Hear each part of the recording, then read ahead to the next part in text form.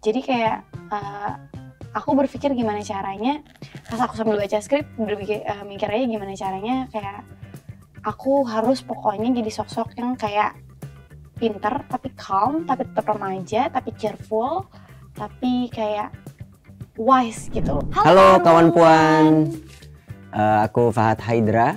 Dan aku Katy Indra. Hari ini kita akan mengulas tentang film Senyum Manis yang akan ditanya-tanya oleh kawan puan.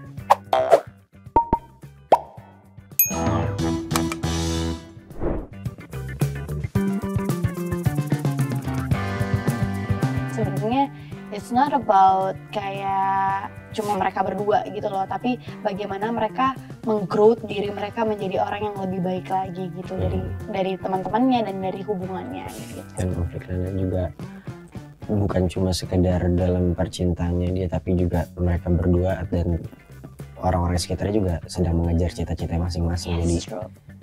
Banyak konfliknya juga sih sebenarnya.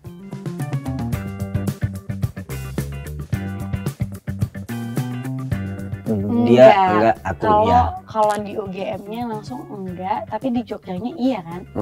Dan kalau itu dia sendiri yeah. Begitu yang di Jogja, karena ada scene dia lari-larian, naik apa sih sepeda, naik motor gitu-gitu. Emang itu harus ngambil spesial di Jogja. Sedangkan kalau aku itu lebih di Jakarta sama di Anyar gitu.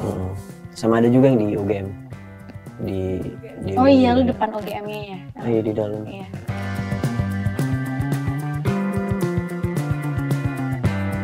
Dia sempat ketemu sama Pak Anisnya, sama Bu Ferry-nya juga waktu itu di Fatmawati. Ya di Fatmawati, di tempatnya Pak Anis. Ya sempat ngobrol-ngobrol juga sih tentang film ini. Dan kalau misalkan dari karakternya sendiri, karena aku meraninya juga Anis waktu muda, yang dimana ya emang nggak ada yang bisa kita lihat atau sebagai contohnya dalam video tuh nggak ada gitu. Tapi aku mungkin lebih ngambil ke ciri khas Pak Anis yang mungkin masih melekat sampai sekarang. Itu kalau misalkan udah dari gestur dan lain-lain, itu kan pasti udah melekat dari muda sampai dia tua pun masih bakal melekat kan. Jadi itu yang aku ambil. Tapi untuk dari gaya bicara dan lain-lain, itu sebenarnya ada dari salah satu kerabat dekatnya Pak Anis yang emang satu kuliah juga sama dia, itu yang lebih menceritakan tentang dia waktu kuliah tuh kayak gimana. Kalau aku sih jujur aku cuma lihat dari YouTube dan juga ya pokoknya dari Instagram dan semuanya yang aku bisa cari dari di internet tentang Bu Ferry ya, karena kan aku nggak ketemu langsung. Kebetulan aku tuh memang masuknya tuh di hampir pertengahan film ini lah gitu. Jadi kayak makanya kenapa coaching aku cuma 3 bulan segalanya gitu. Sedangkan Pak tuh udah coaching setahun gitu. Dan itu juga kenapa aku tidak sempat ketemu sama Pak Anis dan Bu Ferry-nya gitu. Tapi ya itu yang aku lihat dari bagaimana cara dia berbicara, bagaimana cara dia manggil Pak Anis dan semuanya, terus cara dia berinteraksi sama orang. Maksudnya cara berinteraksi sama orang itu kan sudah pasti melekat memang dari dia tuh kecil ataupun remaja gitu loh. Jadi dia tuh kan cheerful and calm gitu kan. Jadi kayak itu yang aku masukin sih, dan dia kan termaksud wanita yang sangat pintar. Kalau nggak salah tuh emang Pak Anis sama Bu Ferry Farhati itu salah satu murid berprestasi di UGM kan gitu ya.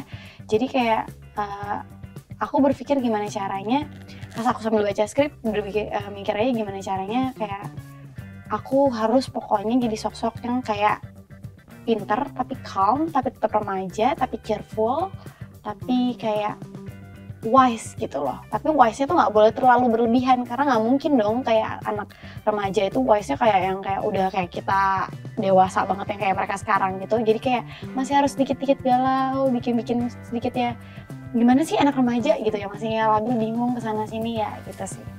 Itu enaknya di kita ya, karena kita memerankan mereka ketika masih muda. Jadi kita nggak bisa yang 100% seperti mereka yang sekarang gitu.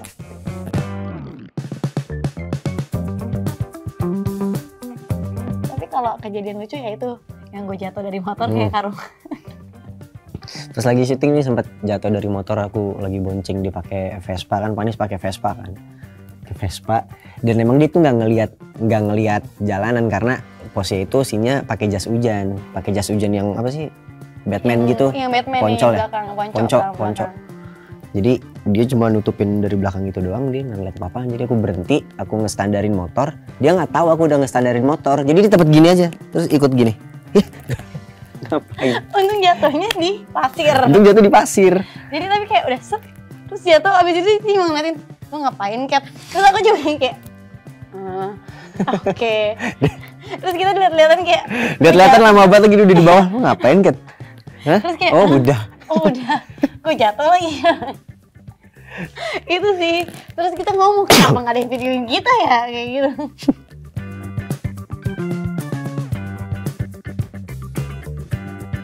Menurut aku kenapa kalian harus banget nonton film Senyum Manis ini, karena kalian akan melihat sesuatu yang berbeda about love dan juga about their life gitu loh. Maksudnya kayak ternyata Pak Anies itu bukan tokoh yang sangat politik banget gitu loh. Jadi dia punya sisi lain gitu loh di luar sana yang tidak diketahui banyak orang gitu. Dan salah satunya adalah kisah cintanya dia yang ternyata tuh dia sulit mendapatkan wanita.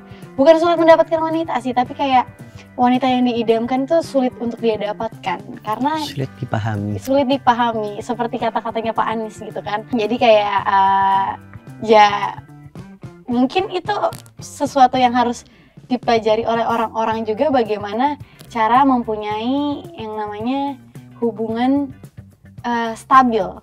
Aku mikir ya, hubungan stabil yang tidak terlalu, yang mungkin berapi-api di dalam hati tapi tidak berapi-api di dalam luarnya gitu loh. Jadi lebih ke emosional dibandingkan fisikal gitu loh. Dan melihat aja gitu sosok Pak Anies itu sebenarnya seperti apa gitu. Karena jujur aku itu kan tidak into politik ya, tapi begitu aku mempelajari tentang Pak Anies dan juga Bu Ferry Farhati, aku merasa wow, this person is amazing, these two person is so amazing. Jadi kalian harus melihat sih gimana sosoknya mereka sebelum menjadi so amazing kayak sekarang gitu loh. Ini adalah sebuah perjalanannya mereka gitu.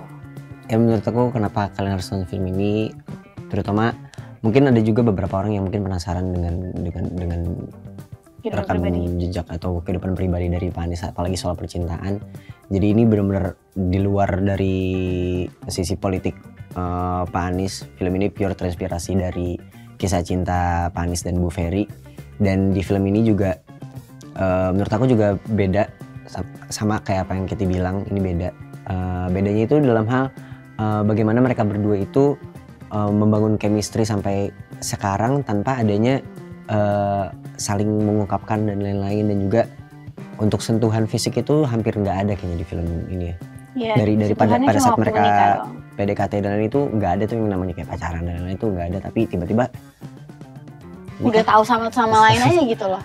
Iya, udah tahu satu sama lain dan menikah dan ya udah gitu loh. Nah, yang ini beneran nih kata-kata Pak Anies nih. Ya semoga film ini tuh bisa menjadi tuntunan, bukan cuma sekedar tontonan. Amin. Oke guys, jadi jangan lupa kalian harus nonton banget Senyum Manis Love Story. Kapan tayangnya? Tanggal 12 Juni 2025 di seluruh bioskop kesayangan kalian. Di Indonesia ya. Kalau di luar negeri bagus juga sih.